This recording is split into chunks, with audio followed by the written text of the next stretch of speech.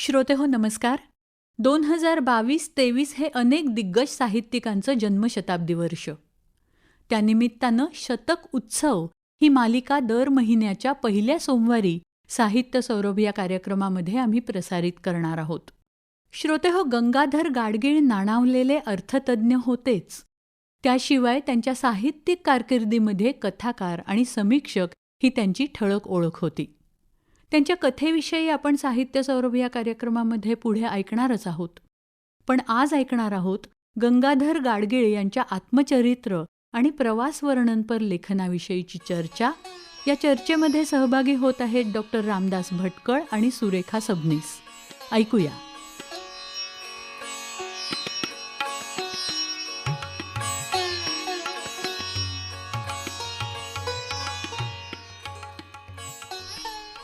गंगाधर गाडगीळ यांच्या जन्मशताब्दीचं हे वर्ष, त्यानिमित्तानं त्यांच्या साहित्याचा परिचय श्रोत्यांना करून देणं हा मुख्य आपला उद्देश आहे. तर त्यांनी इतक्या क्षेत्रामध्ये लिहिलेलं आहे की आज आपण प्रामुख्यानं आत्मचरित्र आणि प्रवासवर्णन या दोन गोष्टींबद्दल बोलणार आहोत.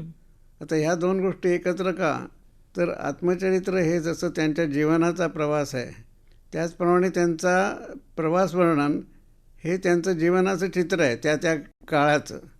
आणि या दृष्टीने त्या दोहोंमध्ये काहीतरी विलक्षण साम्य असं आहे मला वाटतं. तर तुम्हाला काय वाटतं सुरेखाताई?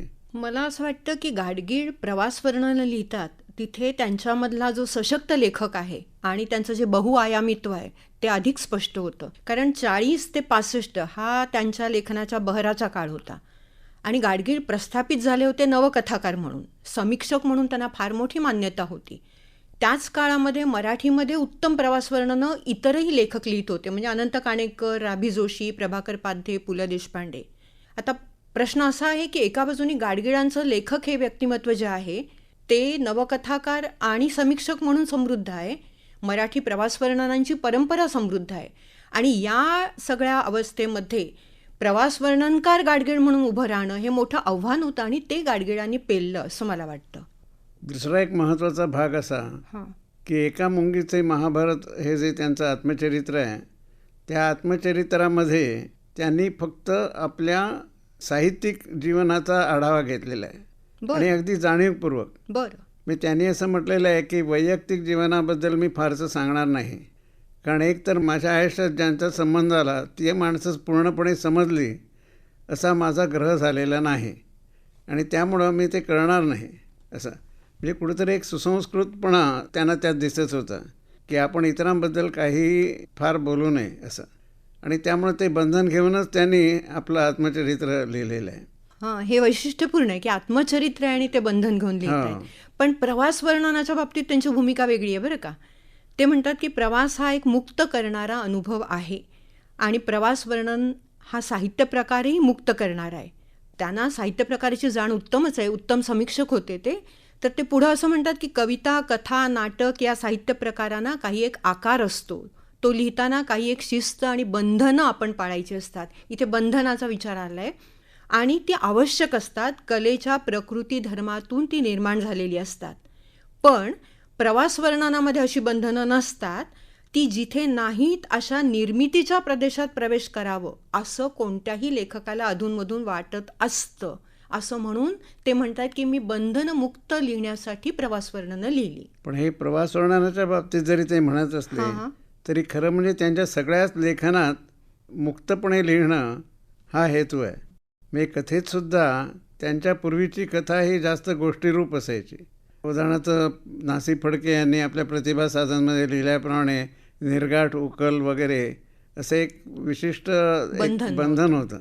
परंतु गाडगिळांची आणि गाडगिळांच्या बरोबर इतर जे नवकथाकार किंवा नवसाहित्यकार आले त्यांनी महत्त्वाचं जे काम केलं ते हेच केलं की त्यांनी सगळी ही बंधनं हळूहळू सैल केली.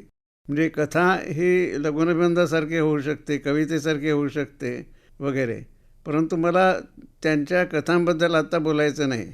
परंतु आत्मचरित्रात त्यांनी हा सगळा आढावा घेतलेला आहे की या प्रत्येक क्षेत्रामध्ये ते नेहमी प्रयोगशील राहिले. त्यामुळे ते प्रत्येक क्षेत्रातील प्रयोगशीलतेबद्दल स्वतंत्रपणे बोलावं लागेल. पण आत्मचरित्र हे जे त्यांनी लिहिलं त्याच्यामध्ये त्यांनी सगळा तोच आढावा घेतलेला आहे की प्रत्येक म्हणजे त्याचं नाटकं त्यांनी लिहिण्याचा प्रयत्न केला. त्याच्यात त्यांनी काय केलं, त्यांनी काही निबंध लिहिले किंवा फिरक्यासारखा एक अगदी नवीन साहित्य प्रकार निर्माण केला किंवा बंडूच्या कथा लिहिल्या, त्याच्यामध्ये कथेलाही परत एक वेगळं वळण दिलं. विनोदाला देखील काहीतरी एक विशिष्ट एक रूप होतं, म्हणजे चिमी जोशीपासून ते त्यांनी बदलून अगदी वेगळं पद्धतीनं विनोद लिहिला. त्यामुळे कोणत्याही क्षेत्रामध्ये नवीन प्रयोग करणं हे त्यांच्या लेखनाचं एक तत्त्व आहे. हे मोठं तत्व आहे, पण ते इतकं सहजपणे मांडतात की ते म्हणतात विमुक्त निर्मितीचा आनंद अनुभवता यावा म्हणून मी पुन्हा पुन्हा प्रवास वर्णनं लिहितो. म्हणजे त्यांनी एक प्रांजळ कबुली दिली. आता हे थोडं साहित्यिक वाक्य झालं, विमुक्त निर्मितीचा आनंद. पण गंमत म्हणून मी प्रवास वर्णनं लिहिली, आव्हानं म्हणून मी प्रवास वर्णनं लिहिली, असंही बरं ते म्हणतात.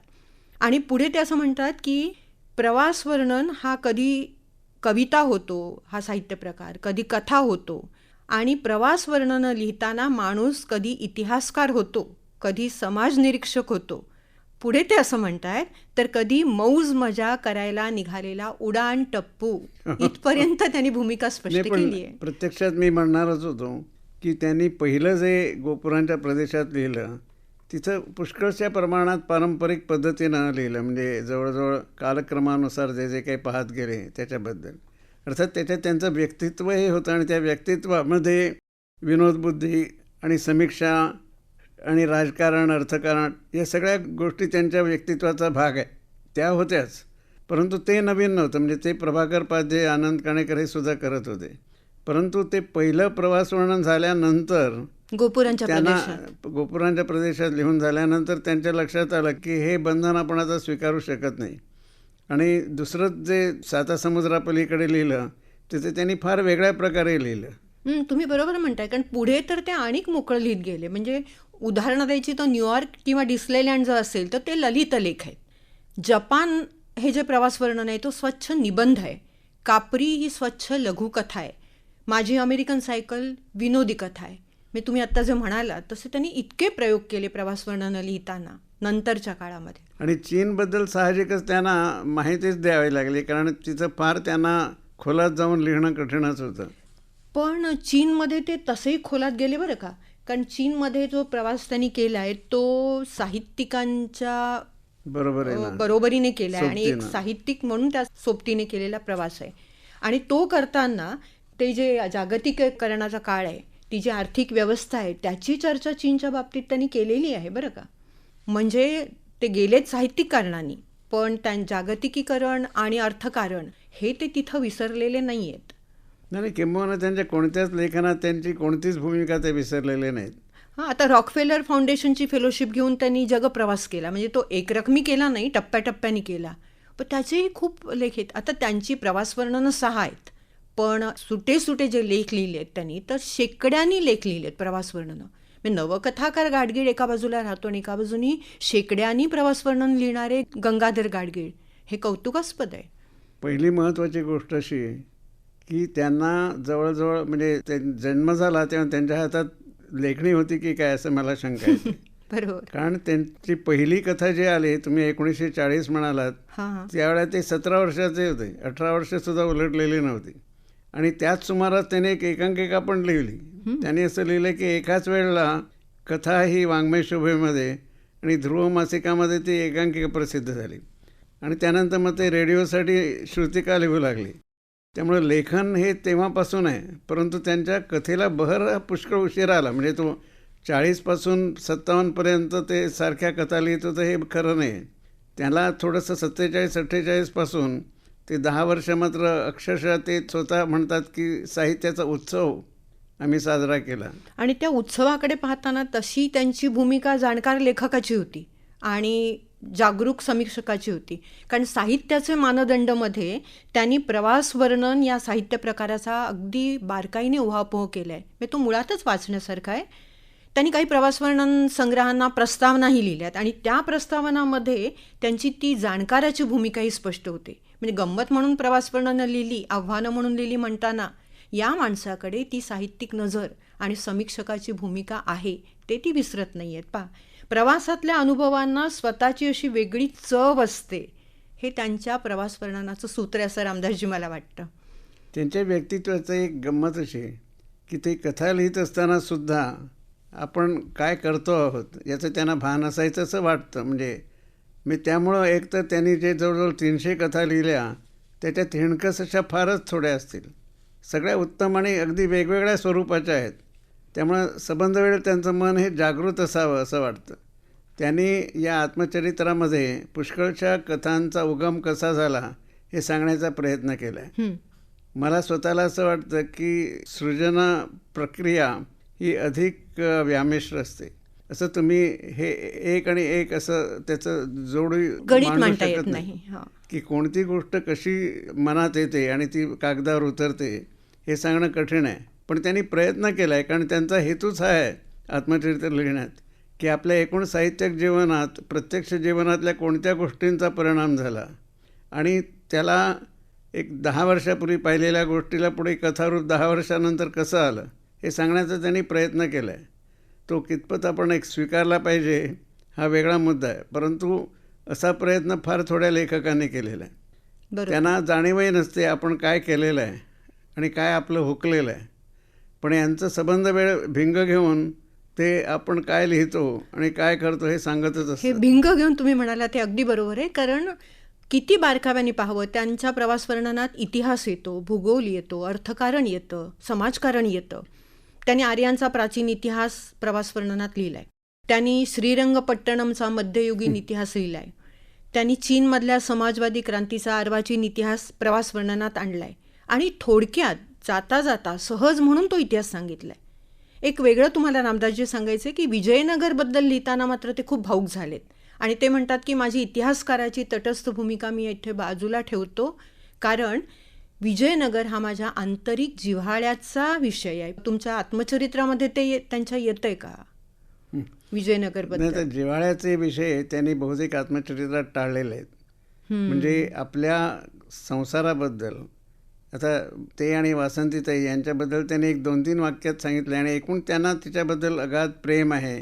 आपण प्रवासाला मुद्दाम तिला घेऊन गेलो आणि तिचं जवळजवळ स्नेहलतासारखं एक बंडू आणि स्नेहलता चित्र त्यांच्यामध्ये येतं.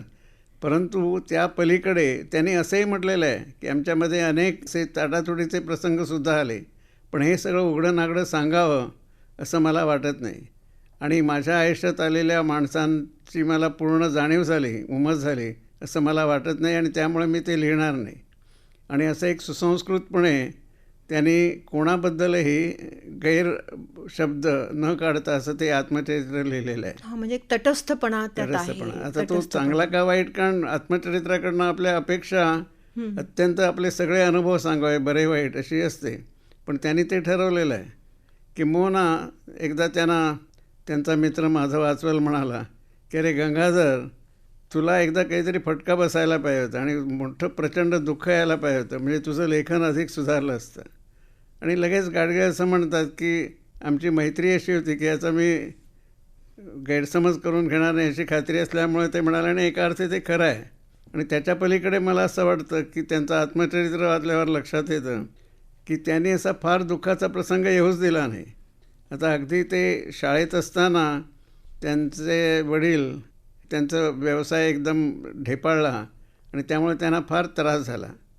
तर तो भाग एक त्यांच्या हातात नव्हता, परंतु तरीसुद्धा त्या काळामध्ये ते शाळेत असताना तर त्यांनी इतकं विनोदी वर्णन केलं. म्हणजे तुम्ही म्हणता तसं केवळ प्रवास वर्णनात नव्हे, या आत्मचरित्रातसुद्धा ते सहजपणे त्यांचा विनोद येतो. त्यांच्या आयुष्याकडे पाहण्याची भूमिकाच अशी आहे की आनंदाने पाहावं, गंमत म्हणून पाहावं. म्हणजे दैनंदिन गोष्टीसुद्धा चवीने उपभोगण्याची त्यांची वृत्ती आहे. म्हणजे प्रवास वर्णनामध्ये ते लिहितात, न्याहारी केले की मन प्रसन्न होतं, थंडाव्यामुळे भुकेल्या धार चढते, तुरट चहा प्याल्याने जीव सुखावतो आणि फ्रूट सॅलेड खाताना फळांच्या विविध रुचींचे इंद्रधनुष्य तोंडात निर्माण होते. आता ही काही थोडी उदाहरणं सांगितली, पण छोट्या छोट्या दैनंदिन जीवनातल्या गोष्टी पण त्या टिपतानाही या माणसाच्या मनामध्ये आयुष्याकडे आनंदाने पाहण्याची वृत्ती आहे. जी तुम्ही आधी म्हणालात, जी जीवनामध्ये कोणतेही चढउतार आले तरी ते आयुष्याकडे कौतुकाने पाहत आहेत.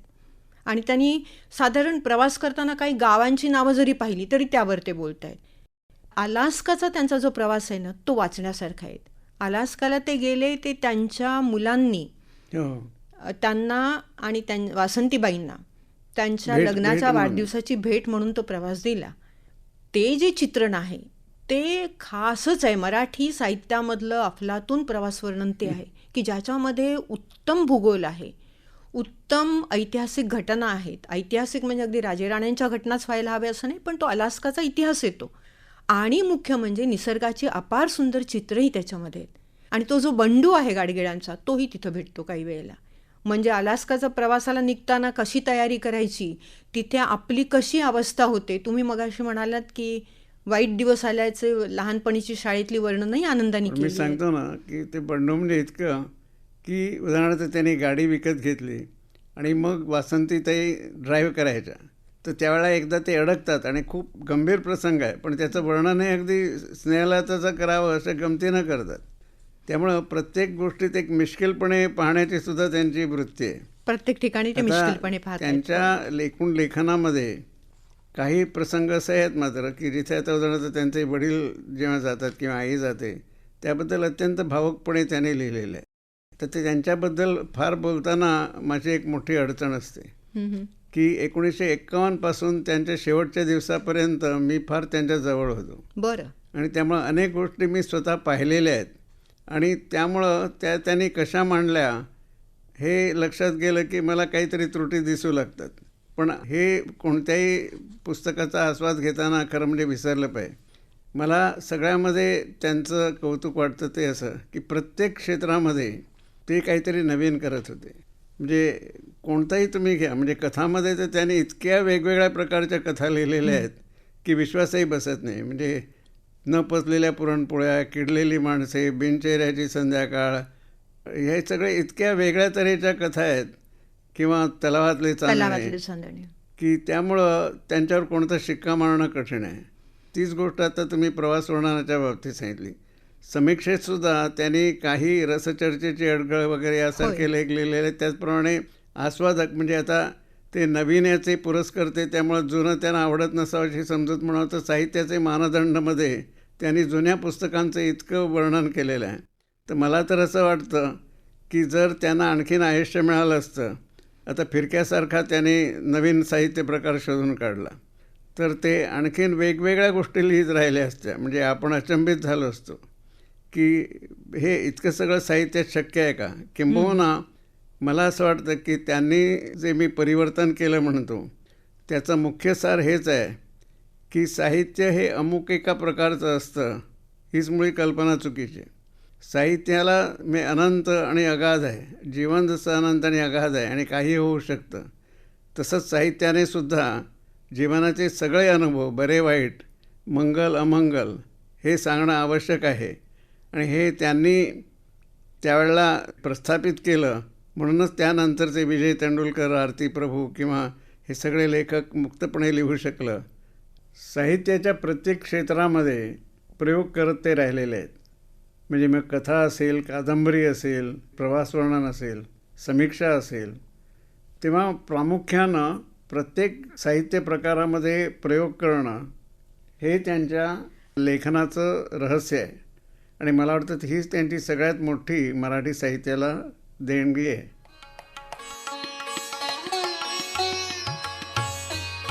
श्रोतेहो, गंगाधर गाडगीळ यांच्या जन्मशताब्दी वर्षाच्या निमित्तानं आज आपण त्यांच्या आत्मचरित्र आणि प्रवास वर्णनपर लेखनाविषयी चर्चा ऐकली. या चर्चेमध्ये सहभागी झाले होते डॉक्टर रामदास भटकळ आणि सुरेखा सबनीस. या कार्यक्रमाला निर्मिती सहाय्य केलं होतं सीमा कुंभार यांनी आणि सादरकर्त्या होत्या ज्योत्स्ना केतकर. ही आकाशवाणी मुंबई केंद्राची निर्मिती होती.